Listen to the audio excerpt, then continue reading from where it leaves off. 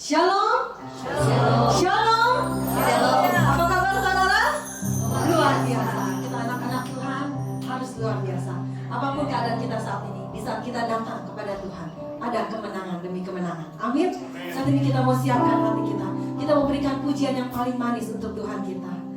Haleluya Tuhan. Kami mau datang dengan hati yang rindu Tuhan. Kami mau datang dengan hati yang haus Tuhan. Kami mau siap untuk menyembah-Mu dan memuji-Mu Tuhan.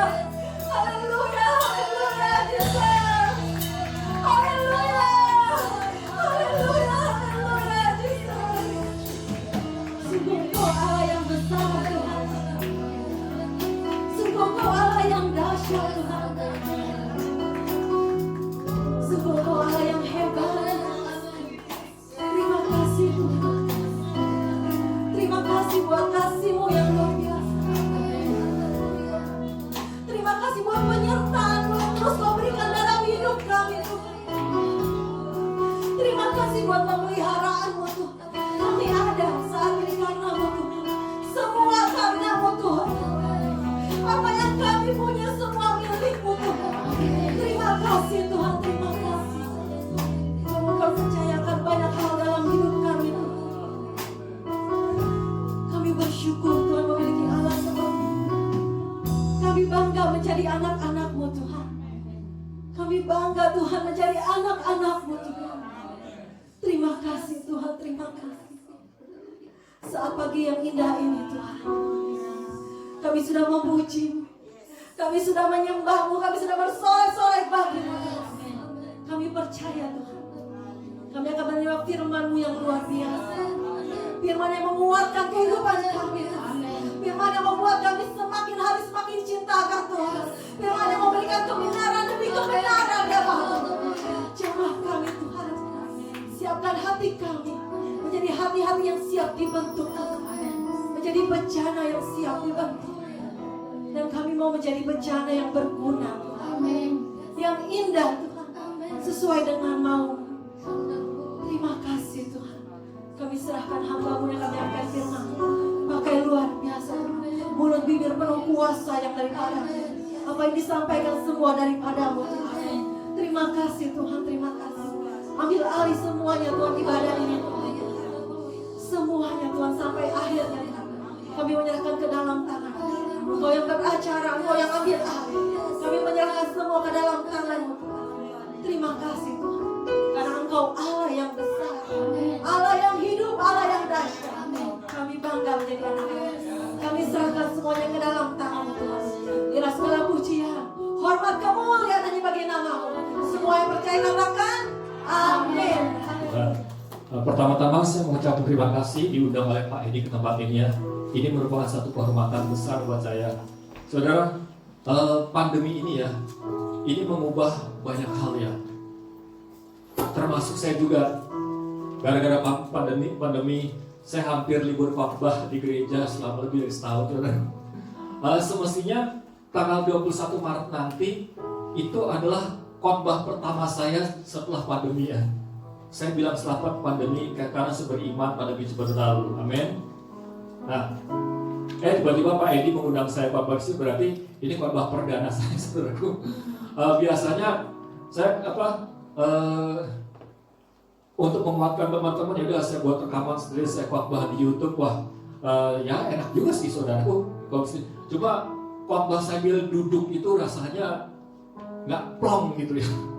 Rasanya tidak bisa ekspresi, tidak bisa bebas gitu ya. Puji Tuhan. Nah, saudaraku, pada siang hari ini ya, ketika saya diundang Pak Edi khotbah di tempat ini, saya sudah menyiapkan khotbah untuk gereja nanti tanggal 21, yaitu di GBI Tangerang ya. Nah, saya coba merenungkan di hadapan Tuhan, apa yang harus aku sampaikan di tengah-tengah ini? Tuhan gerakan hati saya untuk menyampaikan kebenaran tentang hidup di dalam kuasa Roh. Amin, saudaraku. Saudaraku, Tuhan rindu setiap kita di tempat ini hidup di dalam kuasa Roh. Nah, mungkin saudara berkata, Pak, saya ini kan cuma jemaat biasa, saya ini kan bukan pendeta. Apakah penting hidup dalam kuasa Roh buat saya? Saya mau sampaikan saudaraku, Alkitab berkata di Kisah Rasul 1 ayat 8, firman Tuhan berkata dengan jelas, kamu akan menerima kuasa kalau Roh Kudus turun ke atas kamu. Saudaraku, saya kebetulan khotbah bukan di depan gereja lain ya. Saya kebetulan khotbah di depan saudara yang beraliran Pentakosta atau karismatik, saudaraku. Itu artinya setiap saudara harus identik hidup dengan kuasa Allah. Amin.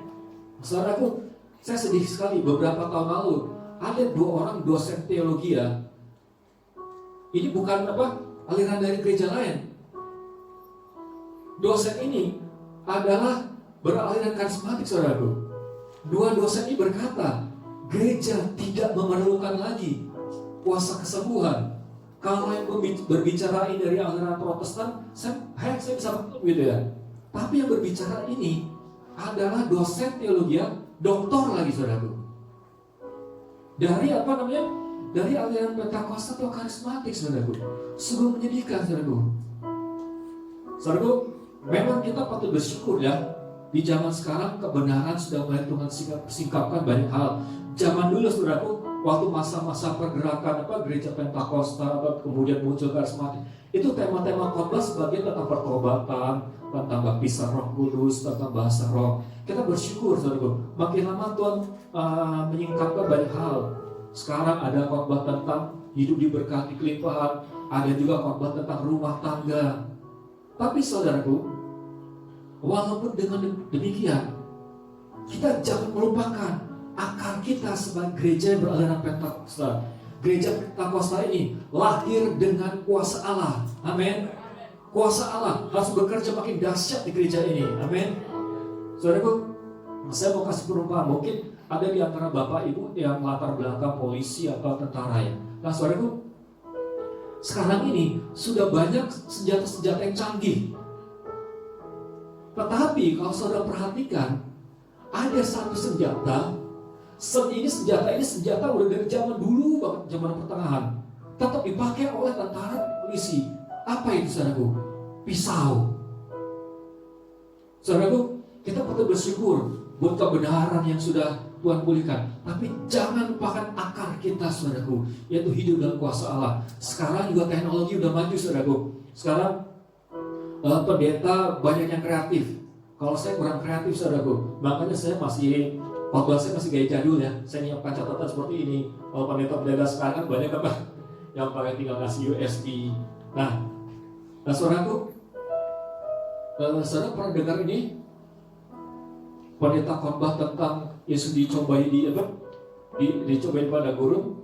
Nah saudaraku, zaman dulu kalau pendeta khotbah ini ngasih ilustrasi gini saudaraku, pendetanya lihat kanan kiri, oh itu ada yang berkulit putih, ada yang berkulit putih, silakan maju. Dia sampaikan kepada jemaat, saudara-saudara, ini yang berkulit putih ini kita umpamakan Tuhan Yesus. Nah kalau yang berkulit putih Yesus, yang jadi iblisnya berkulit apa saudaraku? Nah, untuk zaman dulu belum ada ini saudaraku, belum ada digital seperti sekarang. Mungkin bisa kena pasal rasialis kali pendeta itu. Sekarang saudaraku, pendeta kalau mau kasih ilustrasi gampang, tinggal nyari di Google, ditampilkan.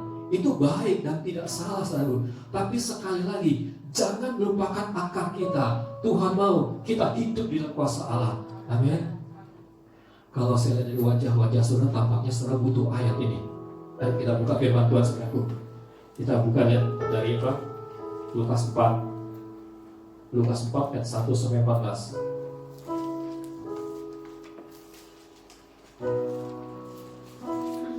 Bukan Lukas 4 ayat 1 sampai 14, tapi Lukas 4 ayat 1 dan 14.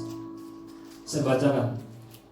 Yesus yang penuh dengan Roh Kudus kembali dari Sungai Yordan, lalu dibawa oleh Roh Kudus kepada gurun. Ayat 14-nya, dalam kuasa Roh kembalilah Yesus ke Galilea, dan tersiarlah kabar tentang Dia di seluruh daerah itu.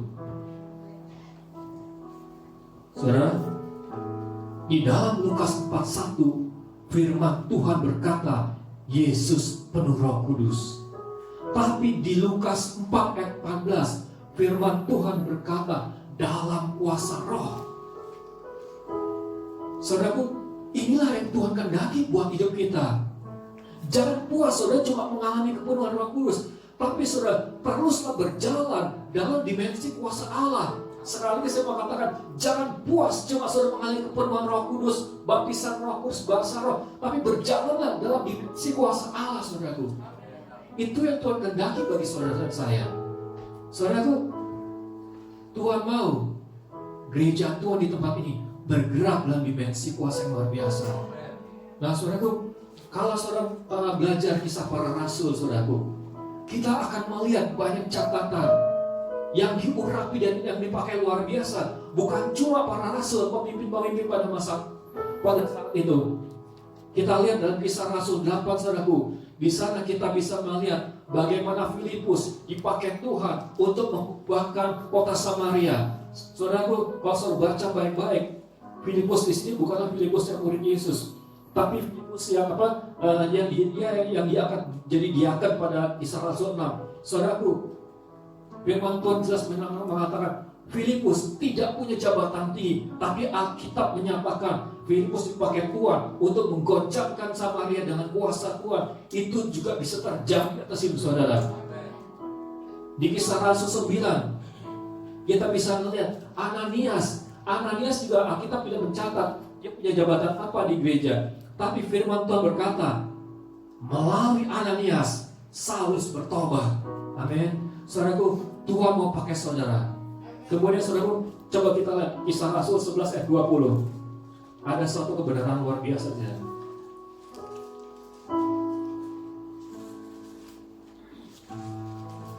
Kisah Rasul 11 ayat 20.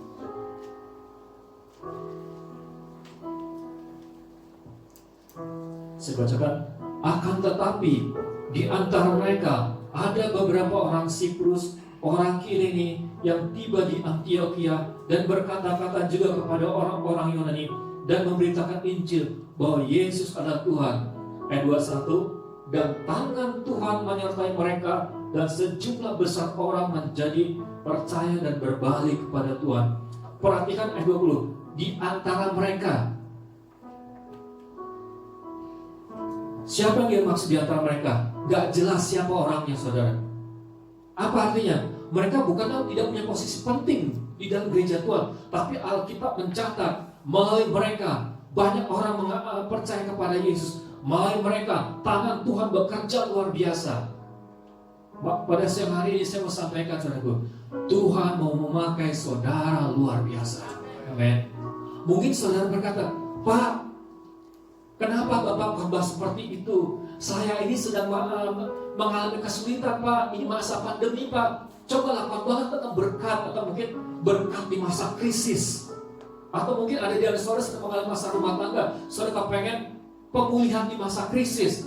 Saudaraku, siang ini saya mau katakan, kalau saudara fokus kepada Tuhan dan melakukan pekerjaan Tuhan di dalam kehendak Tuhan, masalah saudara juga akan Tuhan bela. Amin. Saya melihat bagaimana pertolongan Tuhan itu luar biasa, saudaraku, selama masa pandemi. Kalau saudara saya bertanya kepada saya, apakah ada penurunan? Ya jelas ada penurunan gitu ya. Setahun, sebab saya nggak punya, bukan tipe orang yang jago membangun usaha, saudaraku. Tapi saya melihat berkali-kali setahun gak undangan khotbah, ada orang digerakkan Tuhan untuk memberkati kehidupan saya, saudaraku. Ketika saya menghadapi masa pandemi, saya bertanya, Tuhan, ini apa yang harus saya lakukan? Tuhan berkata, sekalipun keadaan krisis, aku mau engkau tetap setia memberi perpuluhan dan persembahan khusus. Itu saya taati, saudaraku. Tolong saudara jangan salah paham. Saya nggak ada titipan pesan dari Pak Edi untuk menyampaikan perpuluhan, saudaraku. Saya cuma mau sampaikan kepada saudara, ketika saudara berjalan dalam ketaatan, saudara pasti akan dipelihara oleh Tuhan. Entah gimana ceritanya, saudaraku, Tuhan saya melakukan hal yang luar biasa, saudaraku. Nah, saudaraku, ketika memberi perpuluhan pun, saya nggak ngepasin 10%. Selalu saya lebihkan, saudaraku, 12%. Kenapa, saudaraku? Setelah saya jadi hamba Tuhan, ternyata saya baru tahu hamba Tuhan ini sebagian besar miliknya adalah bermerek Casio, dikasih orang, saudara. Makanya saya sering saya lebihkan, saudaraku. Kenapa? Karena saya sering menerima berkat bukan cuma uang, saudara, lebih daripada uang, saudaraku. Nah, saudaraku, ketika saudara fokus pada kerajaan Allah, pembelaan Tuhan itu akan dinyatakan dalam hidup saudara. Nah, sekarang bagaimana caranya kita bisa menikmati kuasa Tuhan sungguh-sungguh nyata di dalam hidup kita? Kita lihat, saudara. Atau gini, Pak, sebelum saya sampaikan bagaimana caranya, kenapa kita perlu, atau gereja Tuhan perlu hidup di dalam kuasa Tuhan. Kita lihat Kisah Rasul 1 ayat 8, saudara. Tadi sudah dikatakan, firman Tuhan berkata, tetapi kamu akan terima kuasa kalau Roh Kudus turun ke atas kamu, dan kamu akan menjadi saksiku di Yerusalem, dan di seluruh dunia, dan di Samaria, dan sampai ke ujung bumi. Saudaraku, yang pertama, kenapa kita hidup dalam kuasa roh? Karena hanya dengan kuasa roh kita bisa bagi berkat bagi kota ini. Hanya dengan kuasa roh kita semua bisa menjadi berkat bagi bangsa ini, saudara. Amin. Saudara, saya pernah bertanya kepada teman saya yang latar belakang agama lain. Saya tanya, kenapa sih agamamu yang lama itu kok bisa berkembang dan begitu cepat gitu loh? Padahal agamamu itu 600 lebih di belakang kita gitu ya, 600 tahun di belakang kita. Dan dia cerita di agama mereka sudah terbiasa mempraktekkan kuasa supranatural. Dan saudaraku, kalau saudara belajar sejarah gereja, di saat agama mereka muncul, di saat itulah gereja sudah mulai meninggalkan kuasa Tuhan. Saudaraku, coba saudara lihat kitab Wahyu. Di kitab Wahyu ditulis ada 7 jemaat. Di mana jemaat itu, saudaraku? Jemaat itu semuanya ada di negara Turki. Sekarang kita tahu Turki bukan lagi negara Kristen, saudaraku. Bahkan ada banyak gereja jadi tempat ibadah agama lain. Saudaraku, gereja Tuhan perlu berjalan dalam kuasa Allah. Karena hanya dengan kuasa Allah kita bisa memberkati bangsa ini, saudaraku. Amin. Kita lihat dari Lukas 5 ayat 17. Kenapa kita perlu kuasa Tuhan?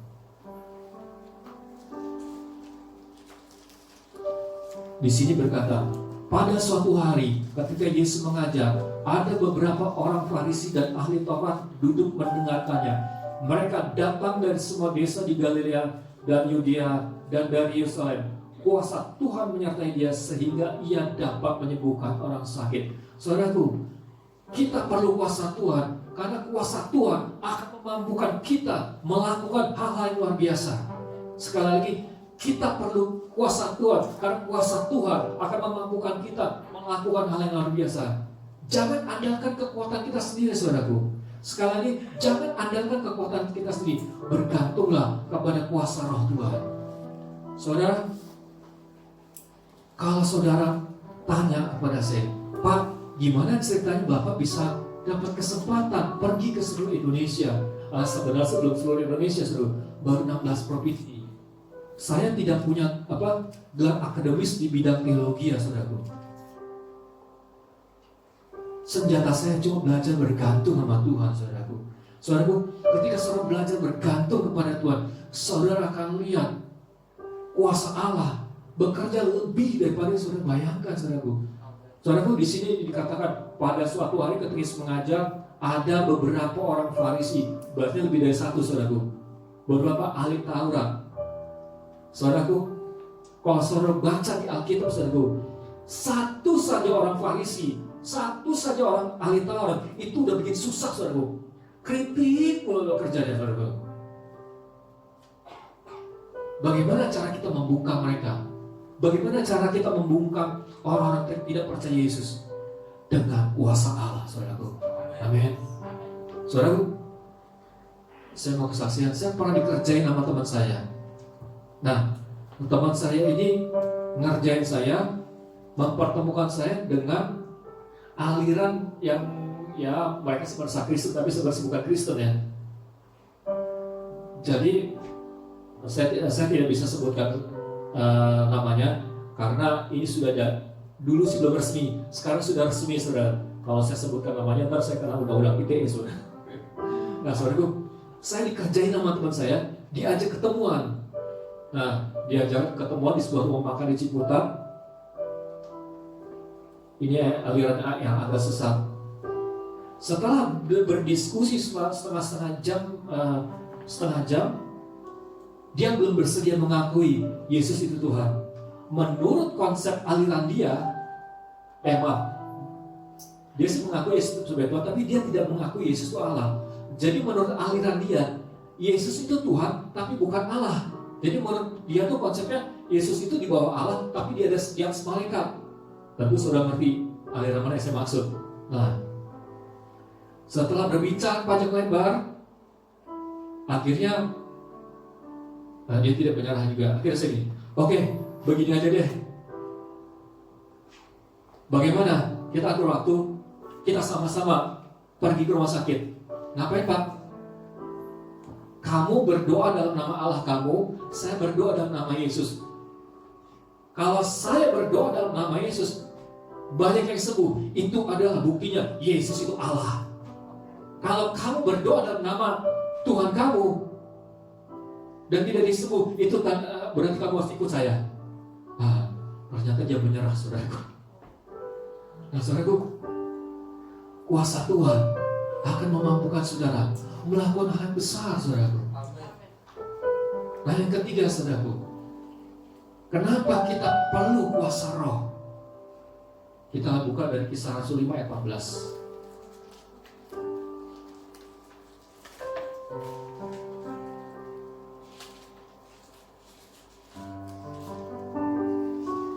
Kisah Rasul 5 ayat 14.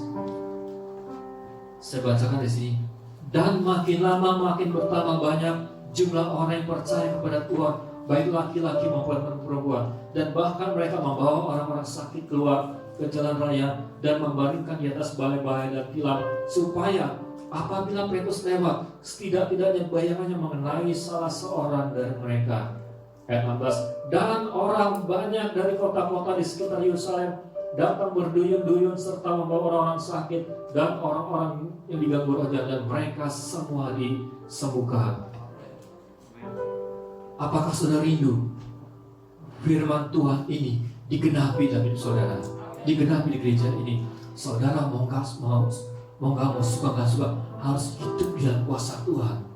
Apapun posisi pelayanan saudara di gereja ini, saudara harus belajar hidup dalam kuasa Tuhan. Sebab saudaraku, hanya kuasa Tuhanlah yang bisa membuat orang percaya dan terima Yesus Kristus sebagai Tuhan. Saudaraku, kalau gereja sudah tidak lagi mengandalkan kuasa Tuhan, gawat saudaraku. Saudara, saya pernah lihat di Trans 7 ya. Di sana ada tayangan on the spot, saudaraku. Ada berita-berita di on the spot, itu ada berita-berita yang unik, saudaraku. Suatu ketika pernah ada tayangan tentang di Korea, saudaraku. Ternyata di Korea ini ateisme itu sudah sangat banyak. Orang yang tidak lagi percaya pada, saya lupa ya, kalau nggak salah lebih dari 40%. Nah, salah satu sebabnya, saudaraku, kenapa ateisme begitu bertumbuh luar biasa di Korea? Padahal dulunya Korea Selatan dikenal sebagai daerah atau negara di mana kekristenan bertumbuh dengan luar biasa. Saudara tahu kenapa itu bisa terjadi? Karena saudara, di Korea Selatan orang matanya sudah urusan duit terus, saudara. Mereka dari kalau nggak salah dari SMP udah dididik untuk belajar dan kerja keras. Memang saudara, belajar dan kerja keras itu nggak salah, tetapi Tuhan harus tetap menjadi nomor satu, saudara. Amin. Saudara, mereka saking sibuknya dari Senin sampai Sabtu, mereka udah terlalu capek, sehingga hari Minggu mereka udah gak mau lagi datang ke gereja, saudara. Wow, mengerikan sekali, saudara. Orang Korea dikenal adalah sebagai gereja yang berdoa, tapi kekristenan bisa turun, saudara. Nah, saudara, bagaimana menjangkau mereka? Itu dengan kuasa Tuhan. Amin. Saudaraku, kalau kuasa Tuhan dinyatakan, kita akan melihat banyak orang makin percaya kepada Yesus. Amin. Saudaraku, apalagi negara kita, saudaraku. Negara kita sih memang teorinya beragama, saudaraku. Tapi yang percaya dengan kuasa kegelapan itu juga masih banyak, saudaraku. Coba saudara lihat di TV, saudaraku. Setiap ada ramalan A, ramalan B, ramalan C dan terjadi, langsung jadi heboh. Apa bedanya ramalan dengan nubuatan, saudaraku? Nah, saudaraku, saya bicara ramalan yang jelek ya. Nah, kenapa orang di luar Kristen ramalan jelek itu bisa terjadi? Karena itu idenya dari iblis. Bedanya dengan anak Tuhan memang kadang-kala dikasih tahu juga bahwa akan ada sesuatu. Tetapi bedanya anak Tuhan diberi otoritas untuk mencegah, saudaraku, supaya tidak terjadi bencana. Pernah ada seorang teman waktu gempa tsunami yang mengaku dapat pesan Tuhan bahwa akan terjadi tsunami. Lalu dia berkata, kejadian kan, berarti gua nabi kan, apa yang gua dapat digenapi. Akhirnya seorang teman, lu nabi, pret. Terus dia bilang, wah lu menghina gua lu, masa gua dibilang pret. Dia bilang, kamu tahu nabi itu seperti apa? Nabi mungkin dia dapat pesan Tuhan akan terjadi bencana, tapi dia akan diberi otoritas sama Tuhan untuk mencegah supaya bencana itu nggak terjadi, saudaraku. Itu nabi, saudaraku. Kalau saudara aku dapat pesan Tuhan bahwa akan terjadi bencana dan terjadi bencana itu kejadian, itu dukun, saudaraku. Beda, saudaraku, nabi dengan dukun. Poinnya, saudaraku, Tuhan mau gereja Tuhan bergerak dalam kuasa Tuhan. Amin. Nah sekarang bagaimana supaya bisa menikmati kuasa Tuhan, saudaraku? Kita lihat dari Lukas 5 ayat 16.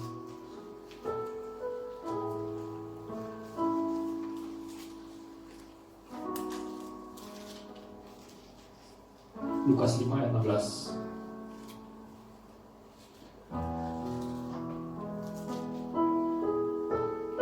Saya bacakan ayat 16. Akan tetapi ia mengundurkan diri ke tempat-tempat sunyi dan berdoa.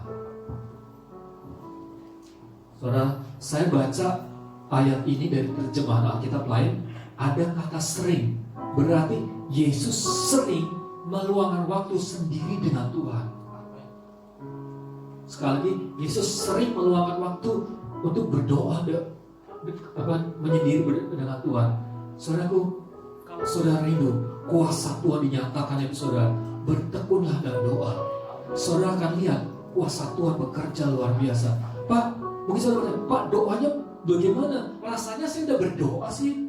Nah, saudaraku, bagaimana membangun kehidupan doa? Saya punya kebiasaan setiap saya bangun pagi saya berkata ini, Bapa, aku mohon belas kasihan anugerah-Mu, beri aku kasih karunia supaya aku bisa berdoa, menyembah dan mengenal isi hati-Mu lebih lagi. Saudaraku, kalau saudara praktekkan itu, saudara akan lihat kehidupan doa saudara akan meningkat, saudaraku. Ketika saudara berdoa bersama Roh Kudus, kehidupan doa saudara meningkat. Orang yang bersama Roh Kudus tidak puas cuma berdoa sejam, saudaraku. Saudara akan lebih lagi berdoa, saudaraku. Saya belajar beberapa waktu yang lalu saya membaca bukunya Peter Wagner, saudaraku. Saudara pernah dengar nama Peter Wagner? Nah, saudaraku, Peter Wagner ini adalah seorang ahli di bidang pertumbuhan gereja. Suatu ketika ada orang ketemu Peter Wagner, bukan orang, murid-muridnya dia, Pak, teori-teori Bapak itu memang terbukti berhasil di Amerika, tapi kok kami udah coba teori-teori Bapak itu nggak berlaku di daerah-daerah tertentu. Contohnya di Afrika dan Amerika Selatan. Kenapa ya Pak ya? Akhirnya saudaraku, Peter Wagner meneliti di daerah Afrika, di daerah Amerika Selatan ada gereja yang berkembang, tapi di saat yang bersamaan ada juga gereja bertumbuh pesat. Dan gereja-gereja yang bertumbuh pesat itu pemimpinnya sungguh-sungguh bertekun dalam doa, saudaraku. Jemaatnya juga terdorong berdoa. Dan Peter Wagner pernah mengadakan survei, tapi ini di Amerika ya. Rata-rata pendeta di Amerika berdoa 22 menit tiap hari. Siapa aja yang 22 menit itu? Itu ada gereja yang gak berkembang. Nah, pendeta-pendeta dari gereja berkembang rata-rata berdoa 5 kali lipatnya, berarti 110 menit. Nah, berdoanya 110 menit, pas baca Alkitabnya, jadi rata-rata mereka berdoa 3-4 jam. Nah, mungkin saudara berkata, Pak, apakah saya harus berdoa 3-4 jam? Enggak juga, saudara. Saya kalau ada orang bertanya kepada saya, bagaimana sebaiknya saya berdoa? Yang pertama, minta pimpinan Roh Kudus. Yang kedua, apa posisi saudara? Kalau saudara orang baru Kristen, saudara berdoa dan membaca Alkitab cuma setengah jam, 1 jam, it's okay saudaraku. Tapi kalau saudara udah lebih dari setahun jadi orang Kristen, tingkatkan lagi. Tambahkanlah dari 1 sampai 2 jam saudaraku. Nah, kalau saudara dipercaya, misal saudara sudah dipercaya Pak Edi atau Ibu Gembala jadi pelayan mimbar, lebih lagi saudaraku. Kenapa saya minta lebih lagi? Karena tanggung jawab saudara akan besar saudaraku. Dan saudara, semakin tinggi jabatan kita, semakin besar tanggung jawabnya, dan semakin besar serangan iblis yang akan datang dalam hidup saudara. Nah, saudara boleh baca Alkitab ya, di kitab Timotius atau Titus tentang syarat jadi diakan atau penelit jemaat. Alkitab ada menyatakan di situ, jangan orang baru supaya tidak sombong dan dihukum oleh iblis. Apa maksudnya saudaraku? Firman Tuhan berkata, iblis itu kerjaannya mendakwa siang dan malam. Nah saudaraku, jadi saudaraku, iblis itu tidak bisa menyerang kita. Bagaimana caranya iblis menyerang kita? Dia lihat mata-mata hidup kita. Ketika ada yang salah di hidup kita, dia datang ke hadapan Tuhan. Oh Tuhan, itu loh anakmu berbuat dosa. Aku ingin minta izinnya untuk menghukum dia. Seperti itu cara iblis saudaraku. Saudaraku, Alkitab berkata di kitab Ayub ya, Ayub adalah orang yang saleh, tetapi Ayub bisa kena cobaan iblis. Nah jadi saudaraku, saudara bayangkan orang yang hidup di dalam kesalehan aja bisa dicobai iblis, apalagi kalau hidupnya nggak saleh saudaraku, lebih-lebih lagi saudaraku. Itu sebabnya saudaraku, bertekunlah dalam doa. Dan sejarah mencatat orang-orang yang bertekun dalam doa, dia menikmati kuasa Tuhan luar biasa dinyatakan dalam hidupnya. Nah, yang kedua saudaraku, bagaimana kuncinya supaya kita bisa menikmati hidup dalam kuasa Allah? Yang kedua, hidup di dalam firman. Kita buka dari Yohanes 15 ayat 7. Yohanes 15 ayat 7. Firman Tuhan berkata, jikalau kamu tinggal di dalam aku dan firmanku tinggal di dalam kamu, mintalah apa saja yang kamu kehendaki dan kamu akan menerimanya.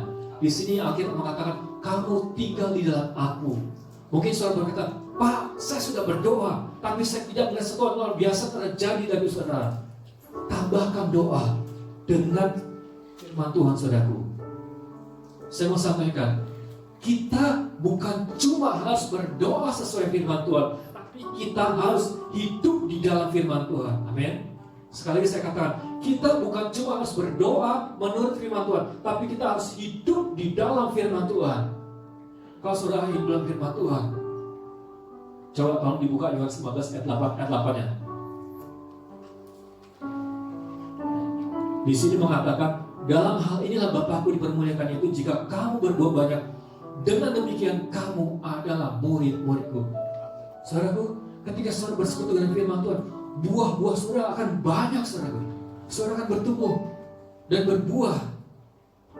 Karena saya sampaikan saudaraku, baca Alkitab saudaraku, dengarkan firman Tuhan, lakukan firman Tuhan, saudara akan lihat kuasa Allah dinyatakan luar biasa. Saudaraku, siang ini saya mau sampaikan saudara, kalau saudara bisa punya Alkitab di tangan saudara, itu adalah anugerah yang luar biasa. Kalau saudara tidak percaya, saudara boleh bertanya Pak Edi. Zaman dulu saudaraku, belum ada percetakan. Bagaimana zaman dulu itu bisa tahu Alkitab? Ibadah zaman dulu itu saudara, zaman berbakal ya, ada kebiasaan. Itu ada orang-orang tertentu membacakan Alkitab, kitab suci. Zaman dulu perjanjian baru belum ada ya saudara. Karena ketika itu belum ada percetakan. Dan saudaraku, orang-orang yang punya Alkitab pada masa itu adalah orang kaya.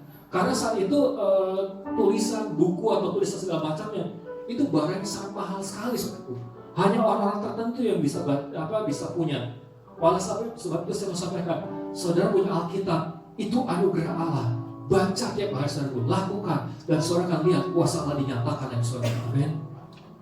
Nah yang ketiga saudaraku, bagaimana caranya supaya kita bisa menikmati kuasa Allah itu nyata dalam hidup kita?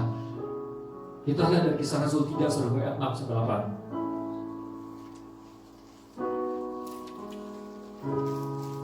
Saya bacakan Kisah 3 ayat 6-8. Lalu orang 6-8. Tetapi Petrus berkata, emas dan perak tidak ada padaku, tetapi apa yang kupunyai kuberikan kepadamu. Demi nama Yesus Kristus orang Nazaret itu berjalanlah. Lalu ia memegang tangan kanan orang itu dan membantu dia berdiri. Seketika itu juga kuatlah kaki dan mata kaki orang itu. Yang melonjak berdiri lalu berjalan kian kemari dan mengikuti mereka ke dalam bait Allah, berjalan dan melompat-lompat serta memuji Allah. Yang ketiga, saudara, kalau saudara mau lihat kuasa Allah nyata dalam hidup saudara, saudara harus bertindak. Jangan cuma teori, saudaraku. Saudaraku, tadi saya sedikit bincang-bincang dengan Pak Edi. Pelayanan saya selama ini adalah memberi pelatihan kepada jemaat untuk melayani orang sakit. Bagaimana caranya? Jadi hari pertama, sesi pertama saya ajar jemaat gimana caranya melayani orang sakit, gimana cara mendoakannya, apa yang harus dilakukan ketika kita melayani orang sakit, dan kalau orang itu nggak sembuh apa yang harus dilakukan. Nah, pada saat KKR, saudaraku, yang melayani orang sakit bukan saya. Yang melayani orang sakit adalah jemaat yang saat itu hadir dalam training itu. Kalau mau diadakan di sini boleh juga, saudara, biar saudara sama-sama menikmati. Nah, kenapa saya ajak jemaat? Bisa aja, saudaraku, ada orang sakit di KKR, semuanya saya mendoakan. Tapi kalau semua orang sakit yang mendoakan saya makin jadi berpengalaman. Jemaat sampai kapanpun cuma nonton, saudaraku. Saudara juga harus menikmati kuasa Allah, bukan cuma jadi penonton, saudara. Kalau saudara cuma menonton orang sakit didoakan, saudara nggak pernah belajar bertindak. Sampai kapanpun saudara kan cuma akan jadi penonton. Dan kalau orang Kristen cuma suka menonton, dia akan jadi kritikus, saudaraku. Hobinya cuma kritik. Saudara, di tahun 1986, saudaraku, itu di Meksiko ada Piala Dunia. Nah, setelah Piala Dunia ini berakhir, di koran Kompas ada karikatur. Jadi karikatur dibagi dua. Yang sebelah ini Piala Dunia sepak bola. Ada fotonya karikatur Argentina, juara 1 Argentina, juara kedua Jerman, juara ketiga Prancis, juara keempat Belgia. Nah, di sebelahnya, saudaraku, ada Piala Dunia juga. Disebutnya Piala Dunia komentator, saudaraku. Wah, menyedihkan sekali, saudaraku. Memang, saudaraku, kalau yang namanya berkomentar, mengkritik itu gampang, saudaraku. Apalagi sekarang di zaman media sosial ya. Kalau hamba Tuhan melayani orang sakit sembuh, maka dibilang, itu mah cuma kebetulan, itu mah karena karena tim doanya oke. Karena pujian penyembahnya oke. Tapi kalau hamba Tuhan mendoakan orang sakit gak sembuh, langsung kritiknya kemana? Wah, itu pasti hamba Tuhannya kurang berdoa tuh, atau hamba Tuhannya hidupnya gak kudus, makanya berdoa gak sembuh. Saudaraku, kalau saudara senangnya ngeritik sampai 10 tahun, saudara hanya akan jadi tukang kritik dan saudara gak dapat apa-apa, saudaraku. Bertindak, saudaraku. Saya yakin saudara yang latar belakang, kalau sudah berada di gereja Pentakosta, saudara sudah mendengar firman tentang kesembuhan. Belajarlah bertindak, saudaraku. Yang keempat, saudaraku, bagaimana supaya kuasa Allah bekerja makin luar biasa. Nah, yang keempat ini adalah yang mungkin paling tidak disukai kita tadi. Coba kita lihat dari Gereja 1 Petrus 5 ayat 5.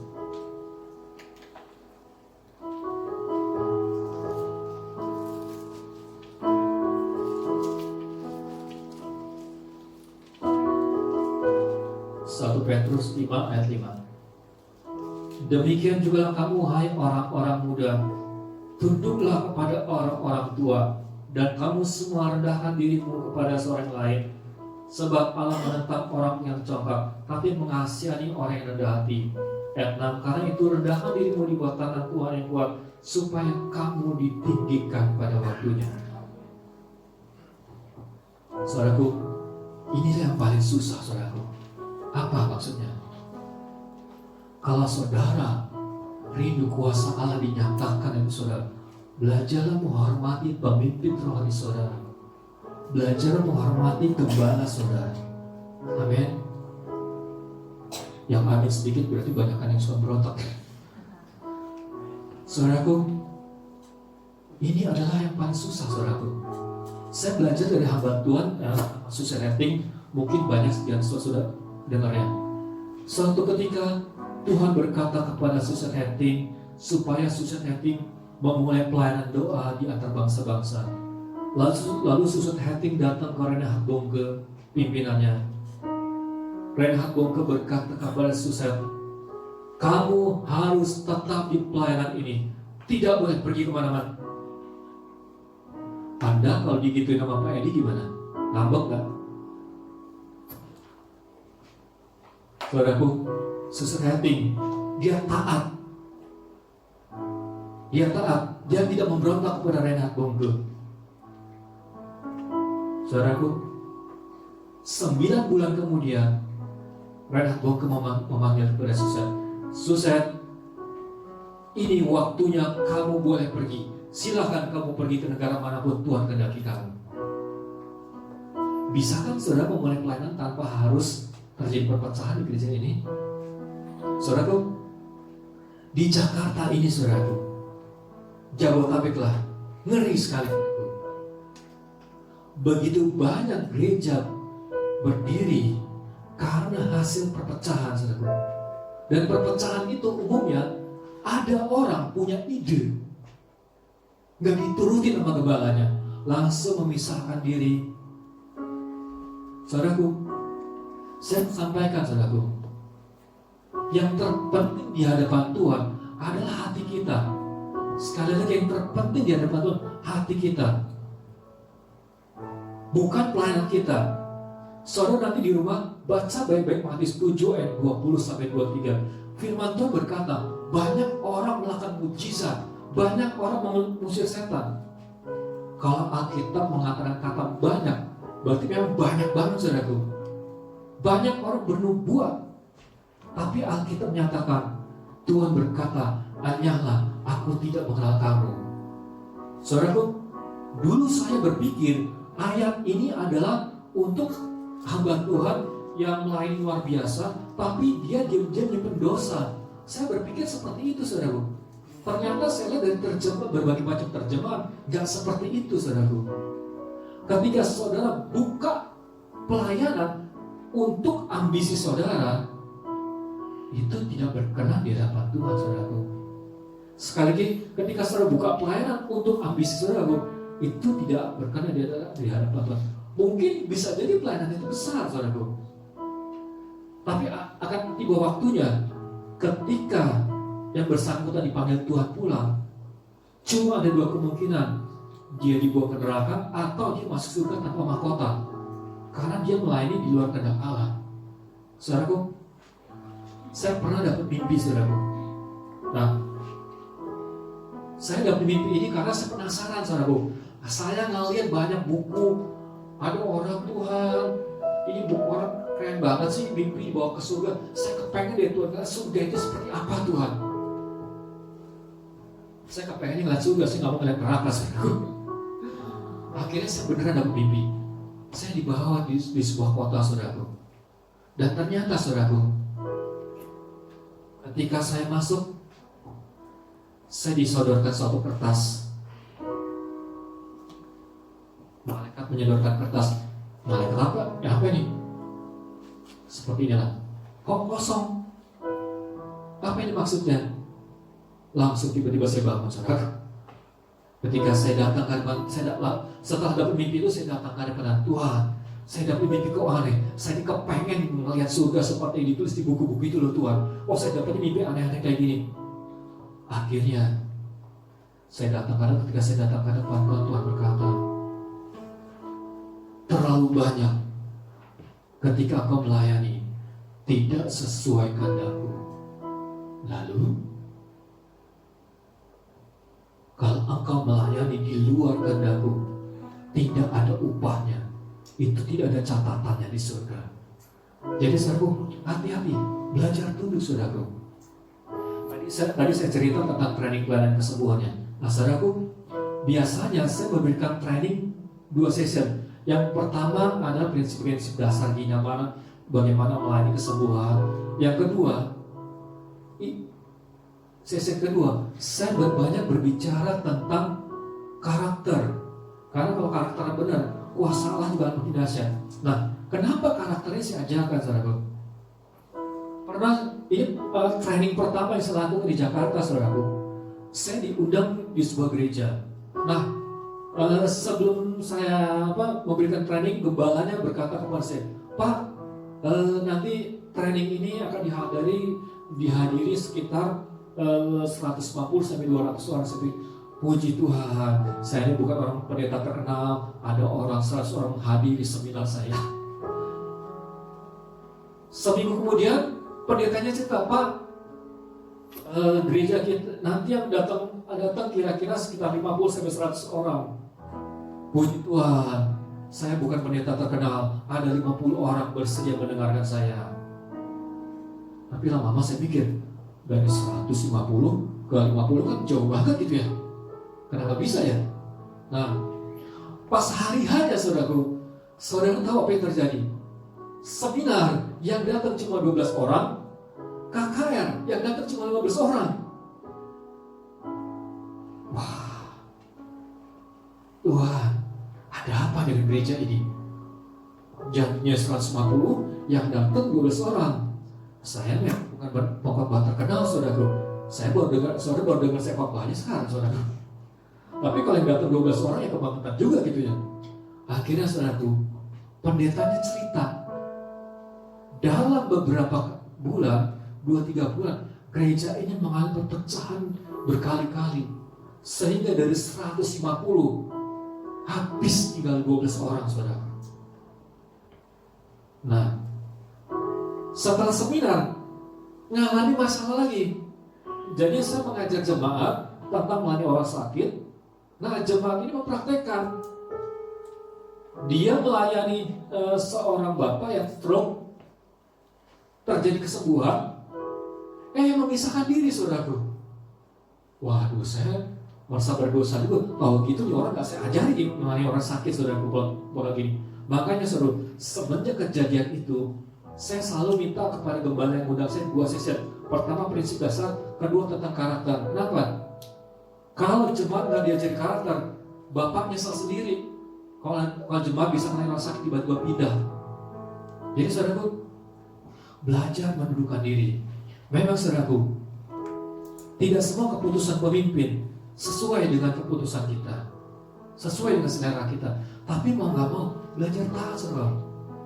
Mungkin saudara kepengen di sini digambarnya Yesus lagi nangkep ikan, tapi gembala kepengen Yesusnya seperti ini. Ini aja salah satu contoh, saudaraku. Saudaraku, saya juga mengalami, saudaraku. Pernah mengalami ada orang memberontak di pelayanan saya, dan saya sudah mengkonseling beberapa orang, saudaraku. Orang yang punya masalah perzinahan, itu lebih dari 90% mereka punya masalah dengan pemberontakan. Ada yang memberontak kepada orang tuanya, ada yang memberontak dengan pendetanya. Hati-hati, saudaraku, belajar tunduk, saudaraku. Ketika saudara tidak tunduk, itu Tuhan gak berkenan, saudaraku. Amin. Mari saudaraku, kita datang ke hadapan Tuhan. Kita sudah dengar kebenaran. Tuhan rindu setiap saudara bergerak dalam kuasa Tuhan. Saudaraku, kalau engkau hari-hari ini kehidupan doamu kurang baik atau tidak stabil, minta ampun di hadapan Tuhan. Buatlah komitmen untuk lebih lagi bertekun dalam doa. Yang kedua, kalau saudara tidak rutin baca Alkitab, minta ampun di hadapan Tuhan. Baca Alkitabmu, saudaraku, sehari 1 pasal minimal. Mungkin saudara sudah dengar kebenaran, banyak kebenaran firman Tuhan, tapi saudara tidak lakukan. Bertobat, saudaraku. Tuhan mau kita jadi pelaku firman Tuhan. Yang keempat, mungkin ada di antara saudara punya masalah dengan pemberontakan. Minta ampun saudara di hadapan Tuhan. Pemberontakan inilah dosa yang serius. Suatu ketika ada hamba Tuhan John Arnold, dia berkhotbah tentang urapan. Dia bertanya kepada jemaat, siapa di antara saudara yang ingin diurapi seperti Saul? Tidak ada yang angkat tangan.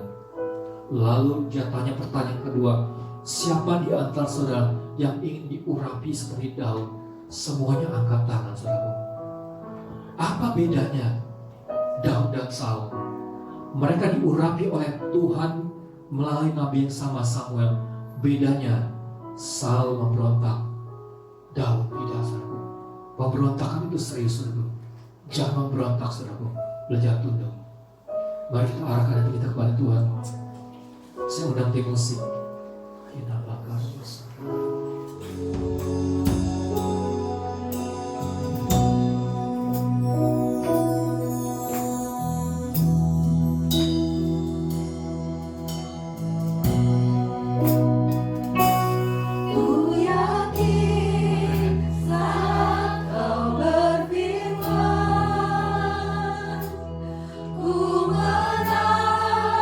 Saat kau berfirman,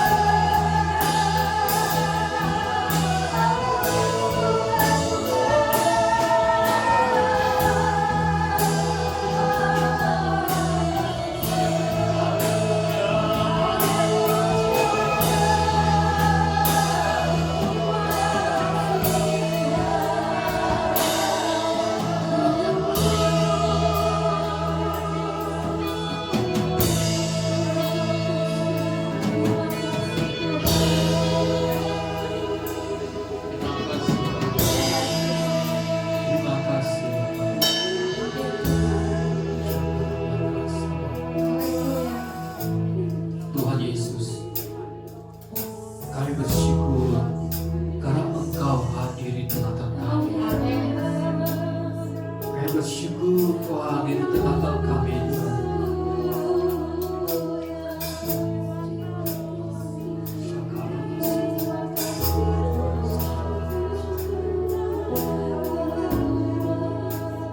Mari kita pandang kepada Yesus. Arahkan pandangan kita kepada Yesus.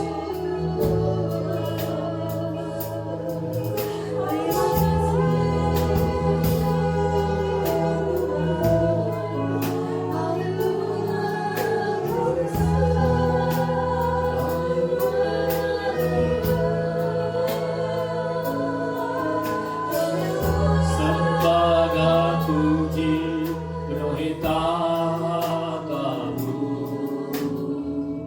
Sembah dan puji penuhi tatamu. Sembah dan puji penuhi tatamu. Yesus Tuhan adalah Raja Sembah.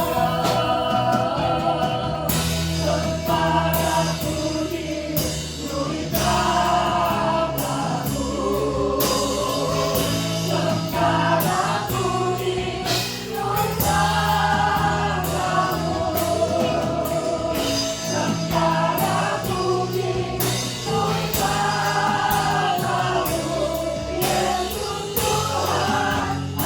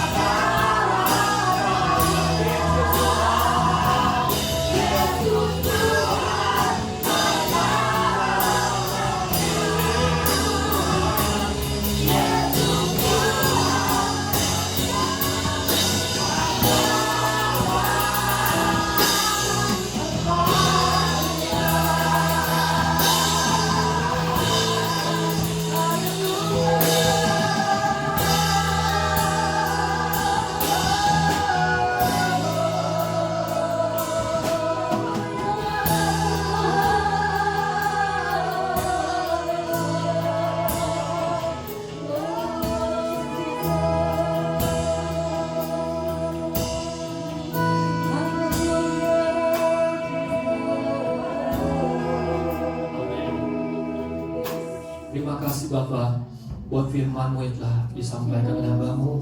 Biarlah kuasa dares masuk kami. Biar Roh-Mu terus bekerja di tengah-tengah kami Tuhan. Kami berdoa Tuhan, biar roh pengenalan akan Allah terus bekerja di tengah-tengah gereja-Mu Tuhan. Biarlah di antara kami boleh memiliki hati yang takut akan Allah. Terima kasih Bapa. Berkati kembali tempat ini Tuhan. Berkati tim pelayanan malam ini. Terima kasih Bapa dan nama Yesus ucap syukur. Amin. Selesai. Puji Tuhan, telah dibuatkan oleh firman-Nya. Amin. Amin. Ya, terima kasih buat hamba-Nya yang sudah memberkati kita lewat firman-Nya. Biar kebenaran Tuhan terus nyata dalam kehidupan kita. Kita mau terus bertekun di dalam doa, bertekun membaca firman Tuhan, dan kita mau terus hidup di dalam Roh. Kita percaya kehidupan kita mengalami perubahan demi perubahan. Amin. Saat ini kita mau sama-sama bangkit berdiri. Kita mau tutup ibadah kita. Kau berfirman. Tapi setelah lagu ini kita akan doa syafaat. Saya minta dengan mama tante Noni akan berdoa. Haleluya. Kita nyanyikan lagu ini dengan segenap hati kita. Haleluya.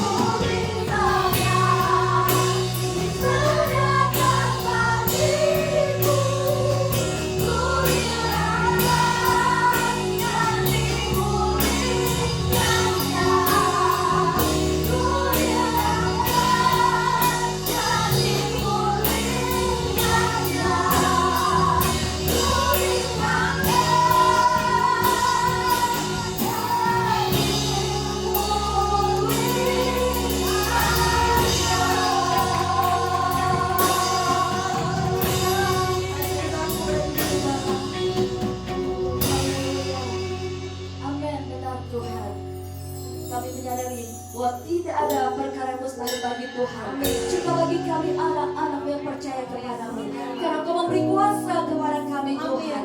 Terima kasih untuk firman-Mu Bapa. Biar Engkau yang akan terus mengajar kami Tuhan, untuk kami hidup di dalam Roh-Mu, hidup di dalam kuasa-Mu Tuhan. Kami berjalan di dalam kebenaran-Mu, sehingga kuasa Allah dinyatakan dalam hidup kami, untuk kami bisa melakukan, menjalani hari-hari kami dengan luar biasa. Karena kuasa Tuhan yang bekerja di dalam kami, kuasa Tuhan yang akan membebaskan kami dari setiap belenggu yang mengikat kami, kuasa Tuhan yang akan memerdekakan kami, sehingga kami hidup memuliakan Tuhan, dan kami hidup menjadi berkat bagi banyak orang. Terima kasih Tuhan untuk firman-Mu.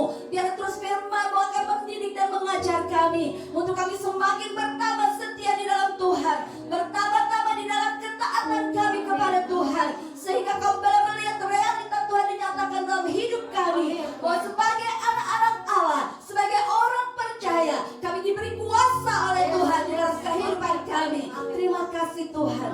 Biar Engkau Allah Roh Kudus akan terus memperlengkapi kami, sehingga kami boleh hidup dalam berkemenangan. Hari lepas hari tidak ada apapun Tuhan yang dapat mengalahkan kehidupan kami. Apapun masalah yang datang di dalam hidup kami, kami sanggup menghancurkan semua masalah itu, melewatinya, dan kami memperoleh kemenangan. Karena ada kuasa di dalam kami sebagai anak-anak Tuhan. Terima kasih Kau berkati hamba-Mu yang sudah menyampaikan firman-Mu. Pakai hamba-Mu Tuhan lebih dan lebih lagi Tuhan, di mana Engkau mengirim mereka untuk mengirim hamba untuk melayani. Tuhan yang akan menyatakan kuasa Allah bekerja dalam kehidupannya. Setiap firman yang disampaikan akan bekerja di dalam kehidupan setiap umat-umat Tuhan yang mendengarnya. Dan biarlah umat-umat Tuhan semakin diperlengkapi di dalam kebenaran firman Tuhan. Terima kasih Bapak, Kau pakai hamba-Mu. Berkati kehidupan pribadinya, berkati keluarganya, berkati pelayanannya. Tuhan yang akan terus bekerja melalui hamba-Mu, sehingga akan ada banyak orang juga mendapatkan kekuatan, dipulihkan, bertobat, dan menerima kemenangan yang dari Tuhan. Terima kasih Bapak. Sejauh kami serahkan kehidupan hamba-Mu, Tuhan akan menyertai dia. Terima kasih Tuhan. Kami juga berdoa untuk seluruh jemaat Tuhan yang sudah mendengar firman hari ini, jemaat yang sudah hadir pada pagi hari. Kami percaya Tuhan, kuasa Tuhan akan bekerja dalam kehidupan setiap kami, sehingga firman Tuhan yang sudah disampaikan tidak akan lalu dari kehidupan kami, tapi akan bekerja dengan luar biasa dalam hidup kami.